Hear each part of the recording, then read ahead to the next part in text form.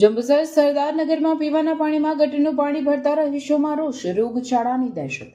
જંબુસરના સરદારનગર વિસ્તારમાં છેલ્લા 15 દિવસથી ચાલી રહેલું ગટર લાઇનનું કામ સ્થાનિકો માટે આશીર્વાદને બદલે આફત બન્યું છે.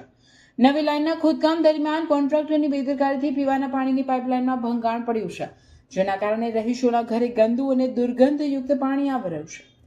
ખોદકામમાં પાણીની લાઇન તૂટતા ગટરનું દૂષિત પાણી શુદ્ધ પાણીમાં ભળી ગયું છે. 15 દિવસથી ગંદુ પાણી પીવા મજબૂર બનેલા રહીશોમાં ટાઇફોઇડ અને કોલેરા જેવા રોગચાળાનો ફફડાટ ફેલાયો છે. સ્થાનિક કાઉન્સિલર અને તંત્રની મૌન સેવતી ભૂમિકા સામે લોકોમાં ભારે આક્રોશ જોવા મળી રહ્યો છે. સ્થાનિકોએ ચીમકી ઉચ્ચારી છે કે જો તાત્કાલિક ધોરણે પાઇપલાઇનનું સમારકામ કરી શુદ્ધ પાણી આપવામાં નહીં આવે તો ઉગ્ર આંદોલન કરવામાં આવશે. કોઈ પણ જાનહાનિ માટે સીધી જવાબદારી તંત્ર અને કોન્ટ્રાક્ટરની રહેશે.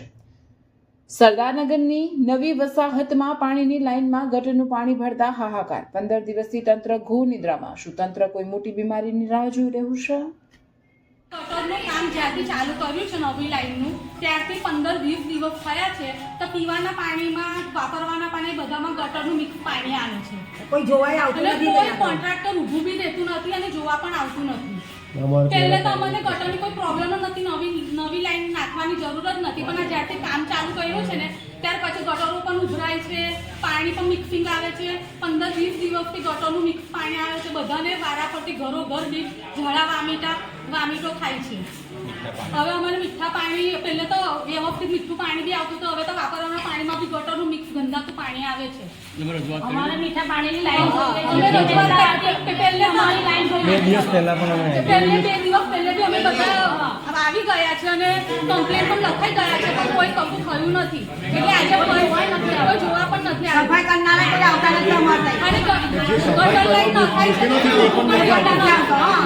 સફાઈ કરવાનો ભય જે મુકત એ નથી આવતી. આખા મહિનાની અંદર 2 ડોક આવે છે અને અમારે કોઈ સફાઈ નથી મળતી કે અમારે કોઈ સુવિધા નથી મળતી. તો આ લોકોને કઈ ખુશી થઈ બેઠા કઈ પૈસા જ વાપરવાના મળે છે. લોકોને સરદારનગરમાં કેટલું બધું પછાડો છે. અમારે મહેમાનગીરી આવે તો બી બધા એવું કે એટલું સરદારનગર પહોંચ્યું છે તમારે કામ ચાલુ જવું. અમારે મીઠા પાણીની સુવિધા જોઈએ. અરજીના રજૂઆત કરવા આવ્યા છે પણ કોઈ અધિકારી અહીંયા છે જ નહીં. પરમ દિવસે આવ્યા તો તમને એવું કીધું કે તમે તમારી મેટર જાઓ, થઈ જશે. તો થઈ જાય 3 દિવસે પણ કોઈ કંઈ અમારા સરદારનગરમાં પણ કોઈ જોવાઈ નથી આવ્યું.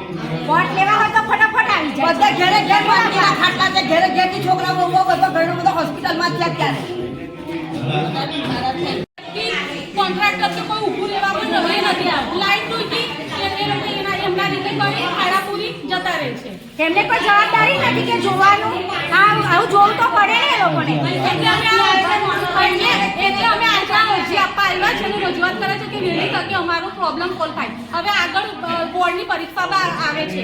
છોકરાઓને બીમાર થાય તો પછી બોર્ડની પરીક્ષા કેવી રીતે આપી શકે? ને બધાને થયા જ છે ઓલરેડી.